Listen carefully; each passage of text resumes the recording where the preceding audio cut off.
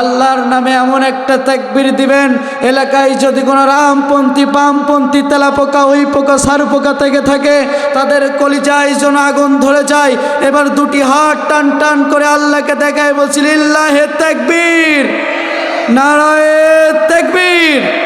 আল্লাহ কবুল করুক। সকলে বলছি আল্লাহুম্মা আমিন।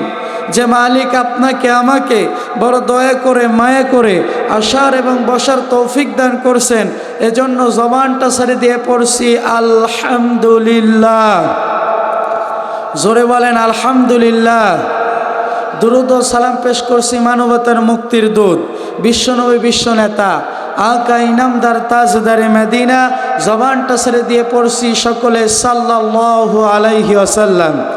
মাগফিরাত কামনা করি সেই সকল মুফতি মুজাহিদ ভাইদের জন্য যারা দ্বীনের জন্য, কোরআনের জন্য, ইসলামের জন্য বুকের তাজা রক্তটুকু জমিনে ঢেলে দিয়ে শহীদ হয়েছেন।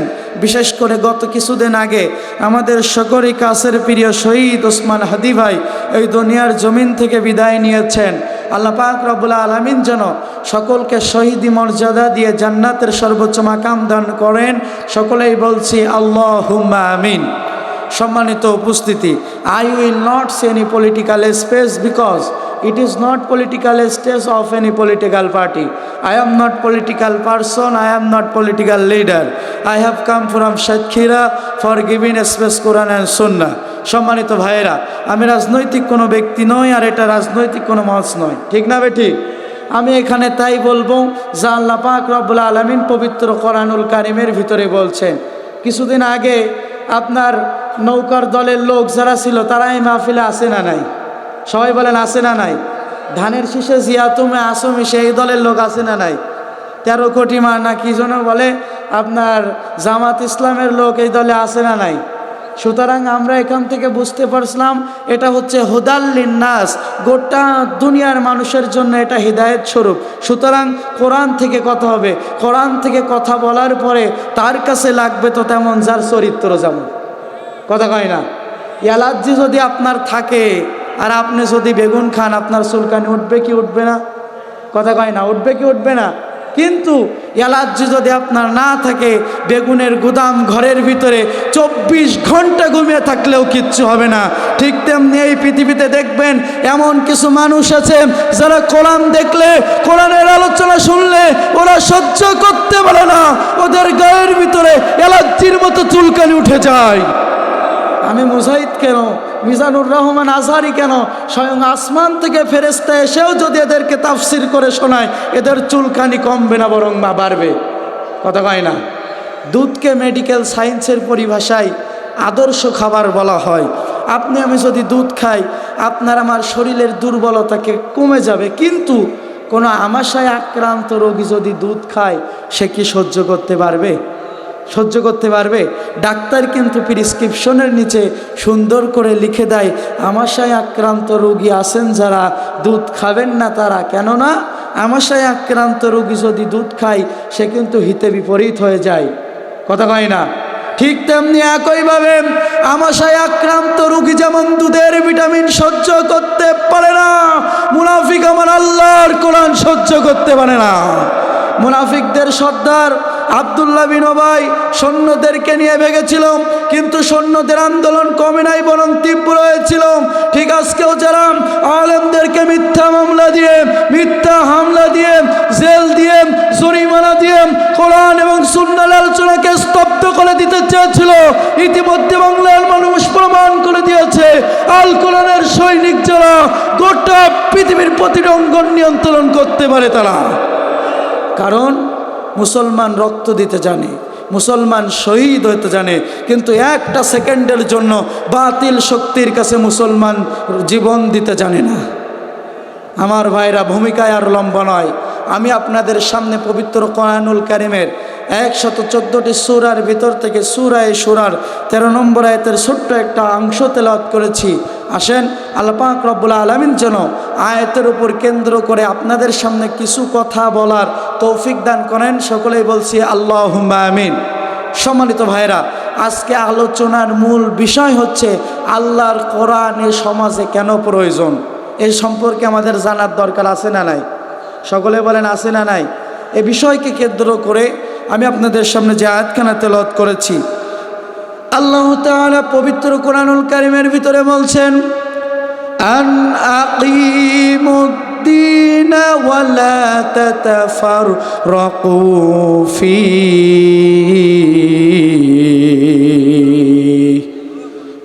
আমার ভাইরা, আল্লাহ বলছেন আন আকিমু, তোমরা কায়েম করো দিন, আল্লাহর দেওয়া জীবন ব্যবস্থা।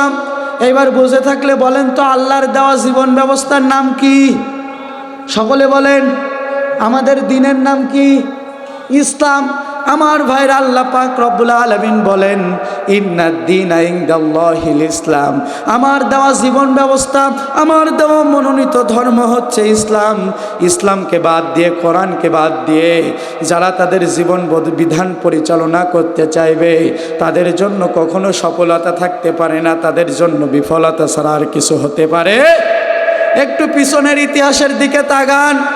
ইসলামকে বাদ দিয়ে, কোরআনকে বাদ দিয়ে জীবন বিধান পরিচালনা করতে চেয়েছিল নমরুদ।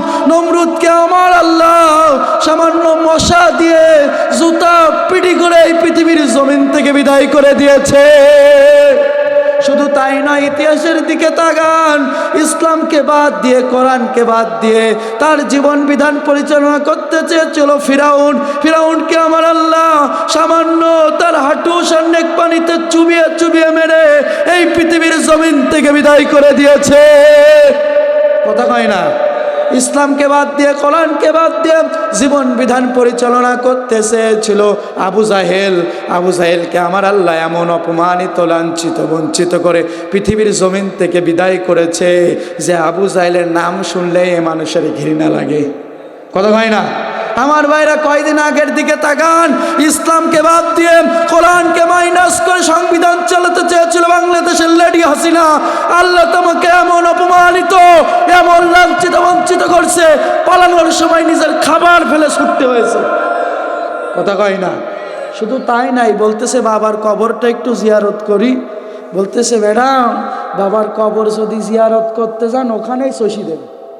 কথা কয় না? শুধু তাই নাই, বলতেছে আমার দু একটা কাপড় চোপড় নেই। বলছে কাপড় চোপড় যদি নিতে যান ওখানে জনগণের দেরি করবে না। বলছে আমার সে রক্ষাকারী বাহিনী কই? বলছে ম্যাডাম, তারা আপনার আগেই ভেগেছে। কথা কয় না?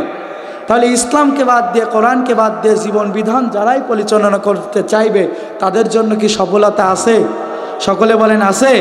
আমার ভাইরা, এইবার আসেন তাহলে আমাদের দিনের নাম হচ্ছে, কথা কয় না, দিনের নাম হচ্ছে ইসলাম। আল্লাহ বলছেন তোমরা ইসলাম কায়েম করার চেষ্টা করো, ওয়ালা তাতাফাররাকু ফি, খবরদার খবরদার এই ব্যাপারে মতপার্থক্য করো না। এখন আসেন, ইসলাম যদি বাংলার জমিনে প্রতিষ্ঠিত হয়ে যায় আমাদের লাভ আছে না নাই? সকলে বলেন আছে না নাই? আমার ভাইরা, আল্লাহর নবী যখন সুদীর্ঘ তার জীবন পরিচালনা করলেন 40 বছর পর্যন্ত, এই মক্কার বুকে কি শান্তি আনতে পেরেছিলেন? সকলে বলেন শান্তি আনতে পেরেছিলেন? শান্তি আনতে পারেন নাই। যখনই আল্লাহর নবীর কাছে কোরআনুল কারীম নাজিল হয়ে গেল, আল্লাহর নবী যখন কোরআন দিয়ে দেশ পরিচালনা শুরু করলেন, আমার ভাইরা, আল্লাহর নবী বললেন আমার যুগ হচ্ছে সর্বশ্রেষ্ঠ যুগ, আমি নবী মুহাম্মাদের যুগ সর্বশ্রেষ্ঠ যুগ। আমার ভাইরা বলেন তো দেখি, নবী মুহাম্মাদের যুগ কি শ্রেষ্ঠ যুগ হয়েছিল পানি পড়া দিয়ে? কথা কয় না? পানি পড়া দিয়ে হয়েছিল? তেল পড়া দিয়ে হয়েছিল? তসবি টিপে টিপে হয়েছিল? না, আল্লাহর কোরআন দিয়ে সমাজ পরিচালনা করার পরে নবী মুহাম্মাদের যুগ হয়েছিল সর্বশ্রেষ্ঠ যুগ। জোরে জোরে বলেন না আল্লাহু আকবার। আমার ভাইরা বলেন তো দেখি, আজকে আমার সমাজে, আমার বাংলাদেশে সেই একই কেস, একই অন্যায়, জুলুম, অত্যাচার, সুদ, ঘুষ, ধর্ষণ আছে না নাই? চুরি আছে না নাই? আমার ভাইরা, একটা কথা স্পষ্ট, আয়নার মতো ক্লিয়ার, বাংলার জমিন থেকে সুদ, ঘুষ, টেন্ডারবাজি দূর করা যাবে না যতক্ষণ না পর্যন্ত আল্লাহর কোরআন দিয়ে বিচার হবে। আমার ভাইরা, এবার আসেন তাহলে বাংলার জমিনে যদি ইসলাম প্রতিষ্ঠিত হয়ে যায় প্রধান লাভ কয়টা বলেন তো? বড় বড় লাভ 5টা, অনেকগুলো লাভ আছে, তার মধ্যে সবচেয়ে বড় লাভ হলো 5টা। 1 নম্বর, এই সমাজের বুকে চুরি আছে না নাই? সবাই বলেন চুরি আছে না নাই? আছে। এখন আসেন আমার ভাইরা, যখন আল্লাহর কোরআন সংবিধান হয়ে যাবে, আল্লাহর কোরআন দিয়ে যখন দেশ চলবে, তখন কি কারোর স্বামীর দেওয়া আইন দিয়ে দেশ চলবে? কারোর তখন কি স্বামীর দেওয়া আইন দিয়ে দেশ চলবে? বাবার তৈরি সংবিধান দিয়ে দেশ চলবে? কারোর তৈরি সংবিধান দিয়ে চলবে না। যখন আল্লাহর কোরআন পার্লামেন্টে চলে যাবে, আল্লাহর কোরআন দিয়ে দেশ চলবে। জোরে জোরে বলেন আল্লাহু আকবার। আমার ভাইরা, এবার আসেন, আল্লাহর কোরআনের ভিতরে চোর চুরি করলে শাস্তি আছে না নাই? সকলে বলেন। আমার ভাইরা, আল্লাহ পাক রব্বুল আলামিন সূরা মায়েদার 38 নম্বর আয়াতের ভিতরে কত সুন্দর করে জানিয়ে দিয়েছেন, আস-সারিকু ওয়াস-সারিকাতু ফাকতাউ আইদিয়াহুমা। আমার ভাইরা, আল্লাহ পাক রব্বুল আলামিন সূরা মায়েদার 38 নম্বর আয়াতের ভিতরে বলছেন, যদি কোনো ব্যক্তি চুরি করে, আর চুরি করার পরে যদি কোনো ব্যক্তি ধরা পড়ে, হোক সে পুরুষ হোক সে নারী, তার হাতটা কেটে দিতে হবে। আইনটা কার? আরো জোরে বলেন। ভাই, আপনার কি ঘুম আসতেছে? একটু তাকবীর দেন তো। নারায়ে তাকবীর। ঘুম আসে কেন? ঘুম আসলে তো এক্ষুনি তো আরো মেহমান সামনে বাকি। ভাই শোনেন, ওই যে জেনারেটর চলতেছে, ও কি তেল ছাড়া চলে? বলেন চলে? বক্তাকেরও কিন্তু শ্রোতা না হলে আলোচনা হয় না। এজন্য যখনই আওয়াজ দিবেন একটু দয়া করে। আমার ভাইরা, তাহলে চোর চুরি করলে হাত কেটে দিতে হবে, এই বিধানটা কার? আমার ভাইরা, আল্লাহ বলছেন, যদি কোনো ব্যক্তি চুরি করে আর চুরি করে ধরা পড়ে, সঙ্গে সঙ্গে তার হাত কেটে দাও। আমার ভাইরা, যখন আল্লাহর কোরআন সংবিধানে চলে যাবে, বাংলাদেশের আইনে যখন চোর চুরি করলে হাত কেটে দেওয়া হবে, এই বিধানটা যদি পাশ হয়ে যায়, আর জজ কোর্টের সামনে, সুপ্রিম কোর্টের সামনে যদি 100 চোরের হাত কেটে দেওয়া হয়, বাংলার জমিনে চুরি অত দূরের কথা, বাংলার মানুষ চুরির কথা ভাবতে ভয় পাবে। কথা বলেন।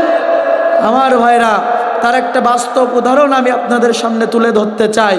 আল্লাহর নবী যখন কোরআন দিয়ে দেশ চালাচ্ছেন, আল্লাহর নবী দেশ চালানোর সময় বনু মাখজুমিয়া গোত্রের একটা মেয়ে, নাম তার ফাতেমা, এই ফাতেমা চুরি করে ধরা পড়েছে। গভীর মনোযোগ আমার দিনী ভাইরা, এই বনু মাখজুমিয়া গোত্রের মেয়ে ফাতেমা চুরি করে ধরা পড়েছে। আল্লাহর নবী রায় দিয়ে দিলেন, বনু মাখজুমিয়া গোত্রের মেয়ের হাত কেটে দাও। জোরে জোরে বলেন আল্লাহু আকবার। আমার ভাইরা, বনু মাখজুমিয়া গোত্র ছিল অনেক বড় একটা ধন সম্পদ হলা গোত্র, কুরাইশ বংশের একটা গোত্র ছিল বনু মাখজুমিয়া গোত্র। আমার ভাইরা, আবার এদিকে এই ফাতেমার বিয়ে হয় নাই, নবী আমার রায় দিয়ে দিলেন তার হাত কেটে দিতে হবে, হাত কেটে দিতে হবে। আমার ভাইরা, সমস্ত সাহাবীরা হতভম্ব হয়ে গেল, অবাক হয়ে গেল, নবী আমার কি রায় দিয়ে দিলেন।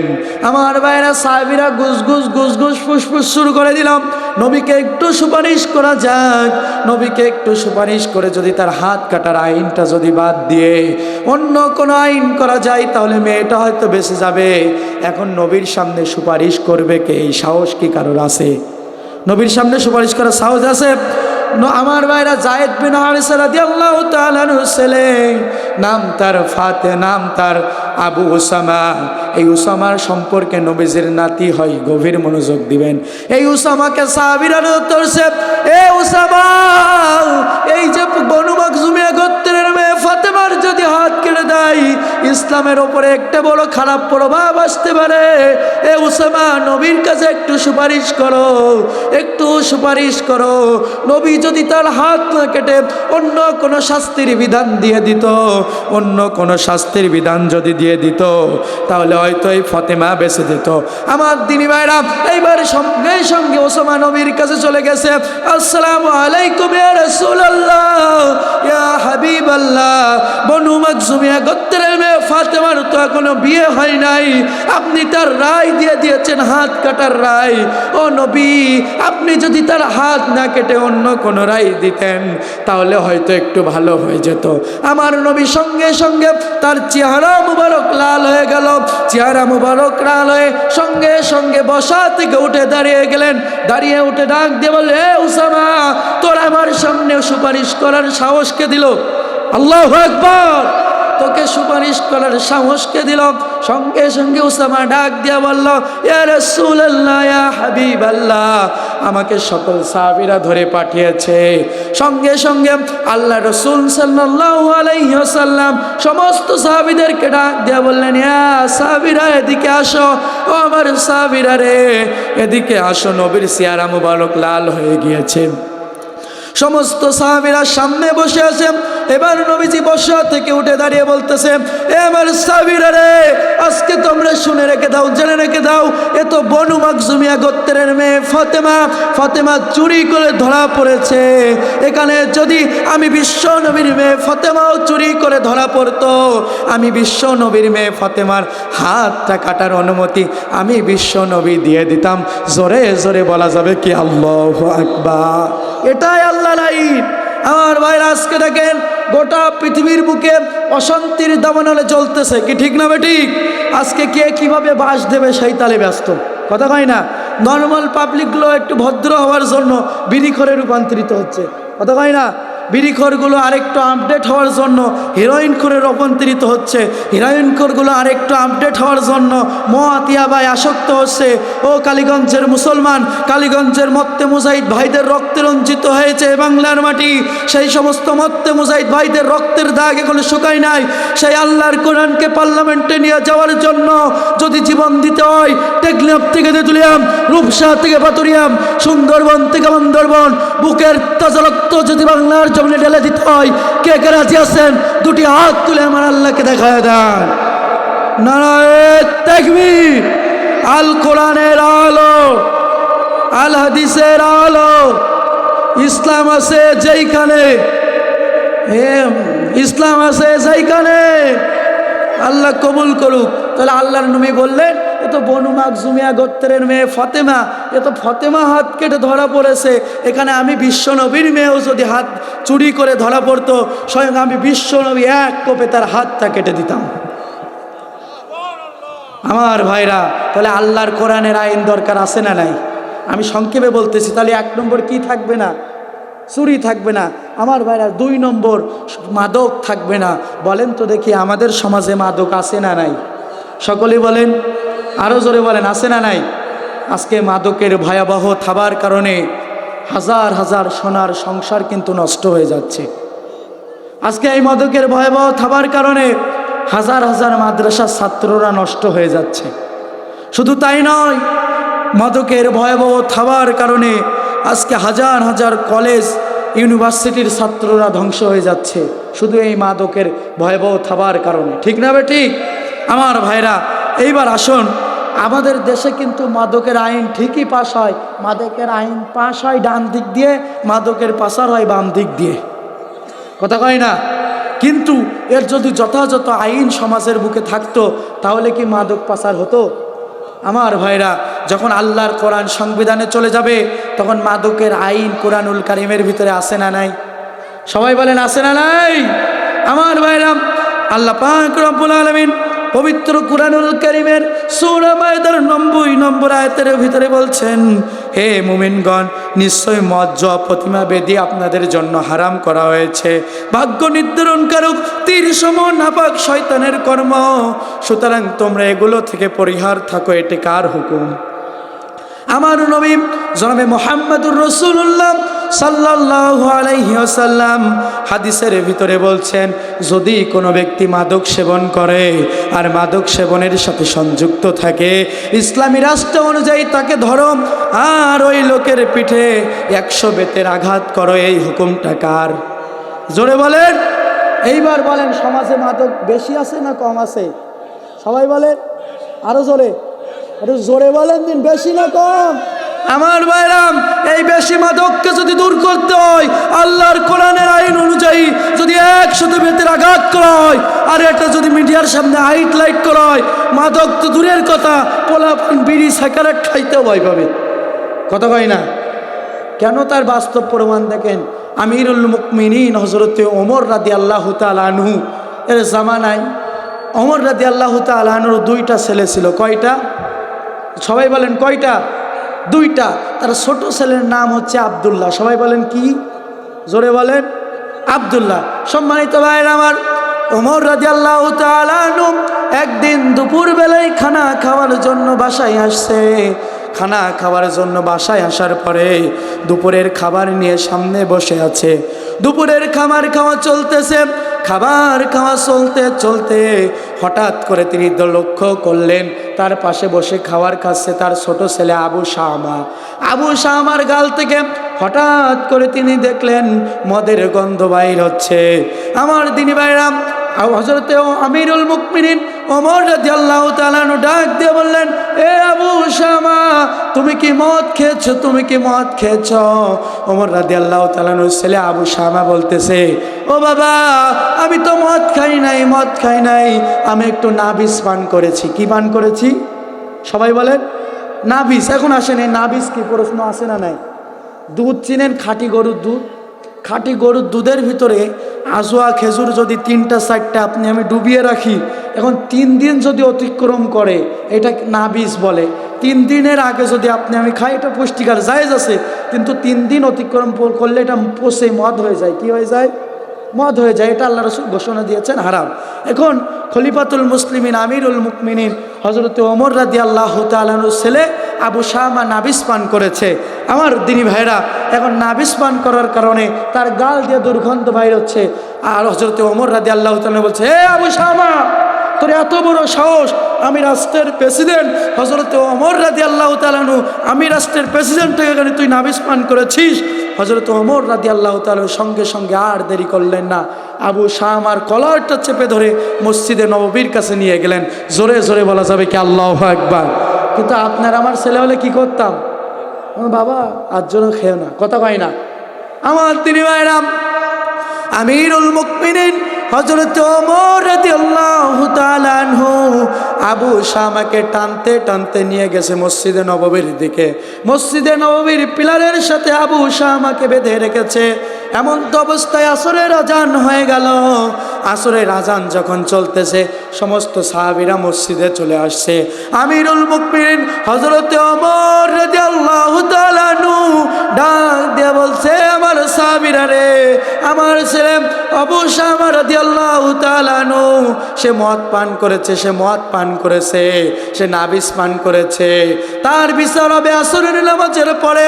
ও আমার সাহাবারা রে, তোমরা সকলে বসে যাবা। কিছু কিছু সাহাবারা চিন্তা করলো, এ তো ওমরের রাদিয়াল্লাহু তাআলা আনহুর ছেলে, হয়তো একে বিচার না করেই ছেড়ে দিবে। এটা দেখেন, আমাদের সমাজে যারা নেতা আছে, এই নেতার ছেলেরা অপরাধ করলে তারা কিন্তু ঢেকে দেয়। ওই ইফটিজিং করুক আর যাই করুক, ওটা দোষ নাই। কথা বলেন ঠিক না ভাই? ঠিক। তো কিছু কিছু সাহাবীরা চিন্তা করছে, এ তো প্রেসিডেন্টের ছেলে, ওমর রাদিয়াল্লাহু তাআলা আনহুর ছেলে, হয়তো একে ছেড়ে দিবে। আমার দিনী ভাইরা, আবার কিছু কিছু সাহাবীরা চিন্তা করতেছে, না, যে ওমরকে দেখলে শয়তান ভয় পায়। আল্লাহু আকবার বলেন। যে ওমরকে দেখলে শয়তান ভয় পায়, তিনি তো সারার বান্দা নাই। আবু শামার আজকে কপাল পুড়েছে। আল্লাহু আকবার। আমার দিনী ভাইরা, ইতিমধ্যে আসরের নামাজ শেষ হয়ে গেল। আসরের নামাজ শেষ হওয়ার পরে হযরত ওমর রাদিয়াল্লাহু তাআলা আনহু সমস্ত সাহাবীদেরকে এক জায়গায় করলেন, ডাক দিয়ে বললেন, এই জল্লাদকে ডাকো। জল্লাদকে ডাক দিয়ে সমস্ত সাহাবীদের সামনে রায় দিয়ে দিলেন, আবু শামার পিঠে 100 বেতের আঘাত করো, 100 বেগেতের আঘাত করা হবে না যতক্ষণ আবু শামাকে ছেড়ে দেওয়া হবে না ততক্ষণ। চিৎকার দিয়ে বলেন না আল্লাহু আকবার। আমার দিনী ভাইরা, এইবার আবু শামার ঘোষণা হয়ে গেল। জল্লাদ সঙ্গে সঙ্গে হাজির হয়ে গেল। জল্লাদের হাতে বেত রয়েছে। জল্লাদ 1 থেকে শুরু করলেন, 1 থেকে শুরু করে 1টা 2টা করে 3টা বাড়ি মারছেন। কয়টা? সবাই বলেন। 3টা বাড়ি মারছেন। এখন আমিরুল মুমিনিন হযরত ওমর রাদিয়াল্লাহু তাআলা আনহুর পছন্দ হয় না। বলছে, এই জল্লাদ, তোর কি চাকরি বাঁচানোর ভয় না জীবন বাঁচানোর ভয়?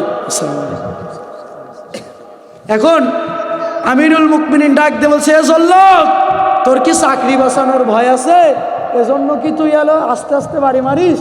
আমার ভাইরা, কিন্তু জল্লাদ অন্য এক হাদিসের ভিতরে বলছেন, সম্মানিত ভাইরা আমার গায়ে যে শক্তি ছিল, অন্য দিন যে বাড়িগুলো মারি তার সে জোরে আমি বাড়ি মেরেছিলাম। জোরে জোরে বলেন আল্লাহু আকবার।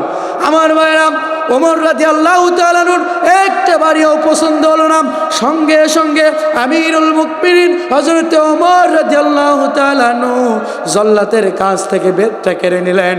বেতটা কেড়ে নিয়ে 3 থেকে শুরু করে 1টা 2টা করতে করতে 30টা বাড়ি মারলো। যখন আবু শামার পিঠ দিয়ে ফিটকির বেদিয়ে রক্ত বাইর হলো, তখন দূর থেকে আবু শামার কলিজার টুকরা মার সহ্য করতে পারল না। তখন আমার দিনী ভাইরা আবু শামার বাপ সঙ্গে সঙ্গে ছুটে আসলো। তখন আমার ভাইরা সমাজের বুকে সন্তান যতই অপরাধ করুক, মায়ের অন্তরের ভিতরে কিন্তু দয়া মায়া একটু বেশি।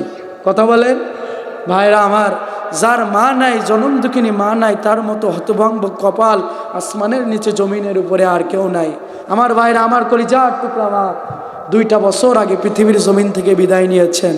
আমি জানি মা না থাকার কি যন্ত্রণা। দাঁত থাকতে দাঁতের মূল্য দিতে বুঝতে হবে। মায়ের দরদ একটু বেশি হয়ে যায়।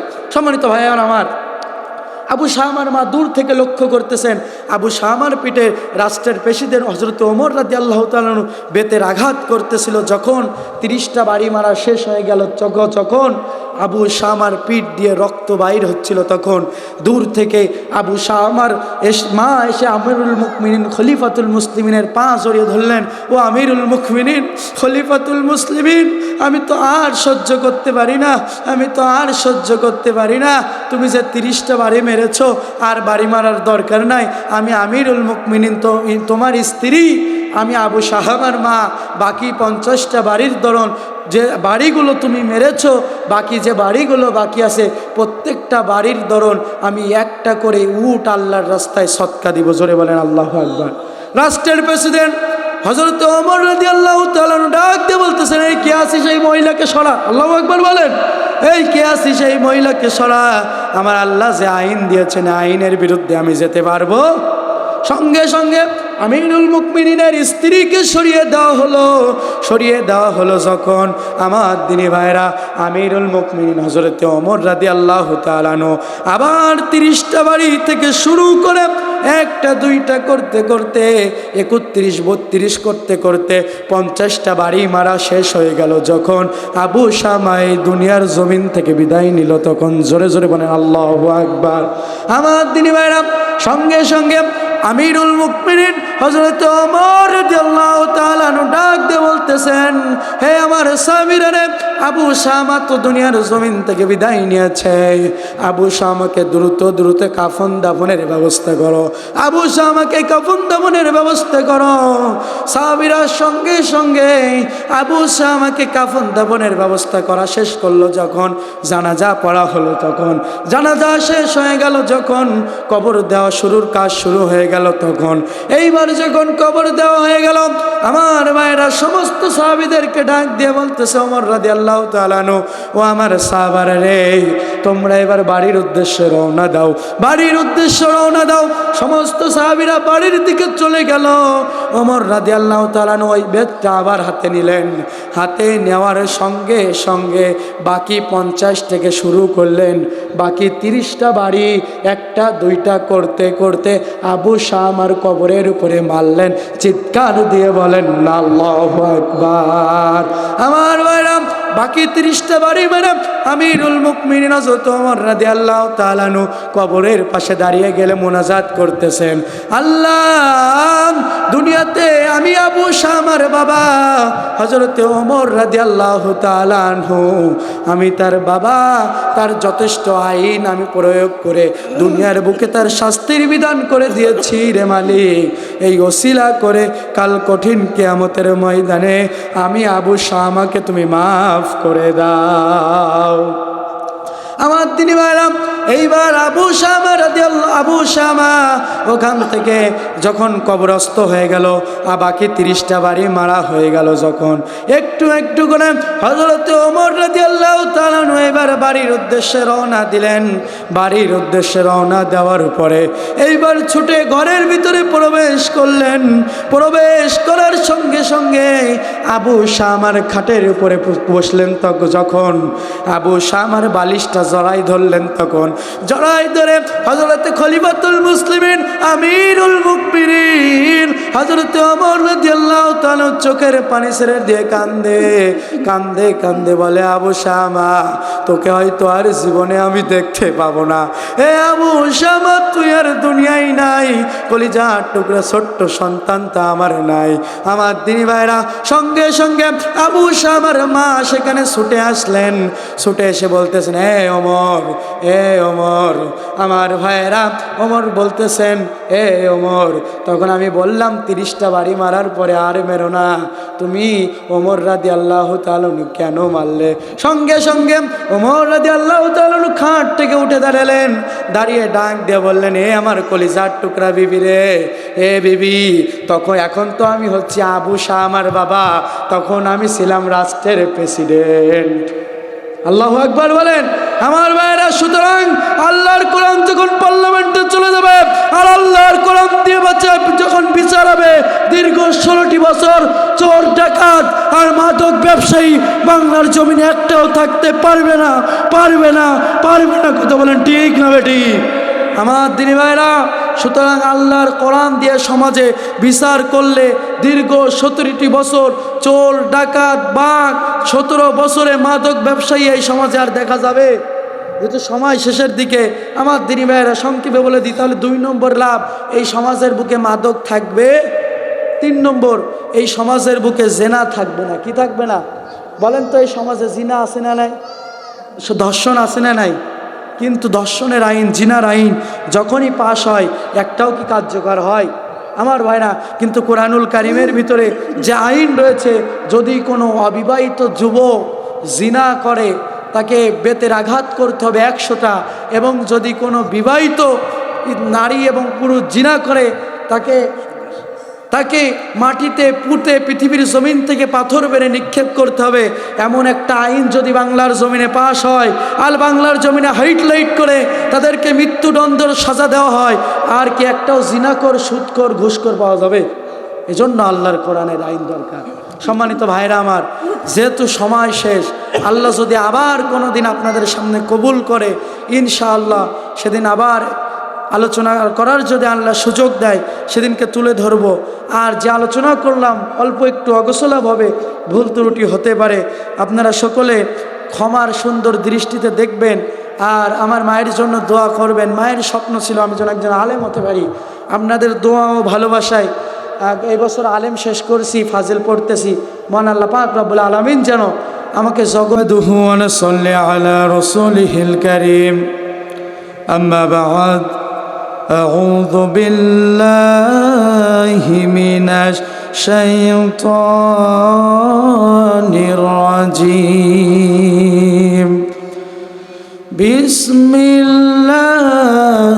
বিসমিল্লাহির রহমানির রহিম। আন আকিমুদ্দীন ওয়া লা তাতাফাররাকু ফীহি। সাদাকাল্লাহুল আযীম।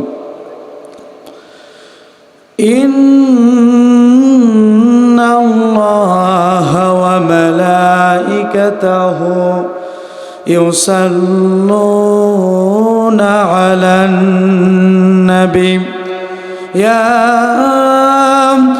আইয়ুহাল্লাযীনা আমানু সাল্লু আলাইহি ওয়া সাল্লিমু তাসলিমা। আল্লাহুম্মা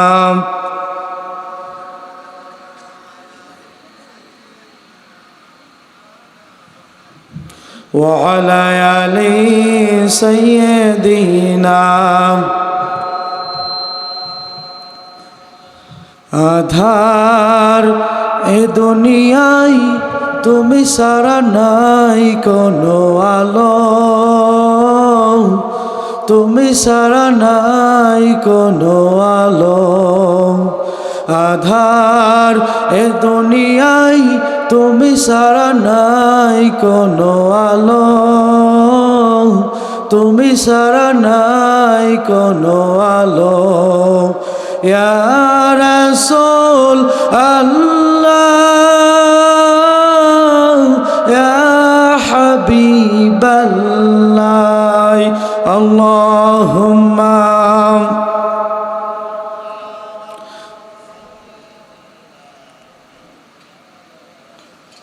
وعلى آل سيدنا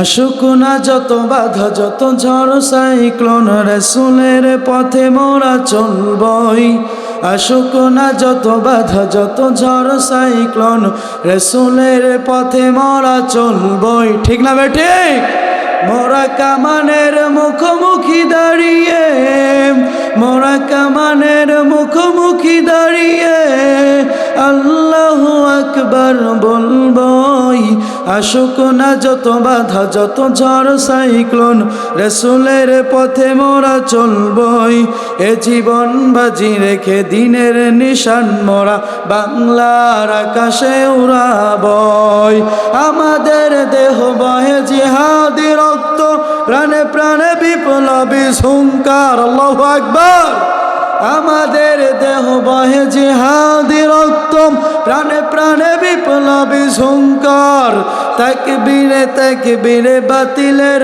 মাসনাদ কত ভেঙে করেছি চুরমার কত ভেঙে করেছি চুরমার আমাদের এই বারিশা আমাদের এই বারিশা সত্যের আলো দিয়ে লোটাবই আসুক না যত বাধা যত ঝড় সাইক্লোন রাসূলের পথে মোরা চলবই এ জীবন বাজি রেখে দিনের নিশান মোরা বাংলার আকাশে উড়াবই ঠিক না বেটে আমাদের এই বারিশা আমাদের এই বারিশা রাসূলের প্রেম ছবি আঁকবই আসুক না যত বাধা যত ঝড় সাইক্লোন রাসূলের পথে মোরা চলবই এ জীবন বাজি রেখে দিনের নিশান মোরা বাংলার আকাশে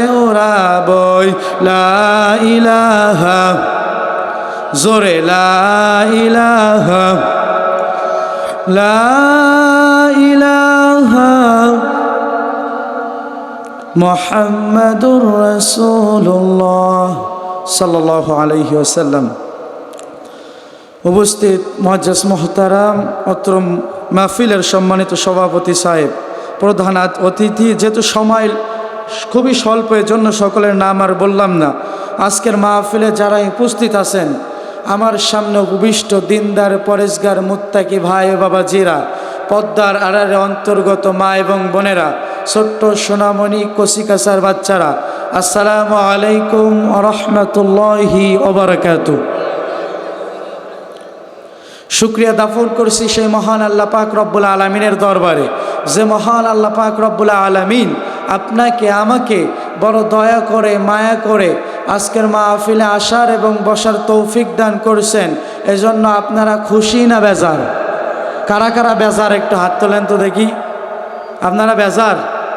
হ্যাঁ, মনোযোগ কতটা আছে বোঝা গেছে। আজকের মাহফিলে আসতে পেরে বসতে পেরে যারা যারা খুশি, মুখে নিয়ে হাসি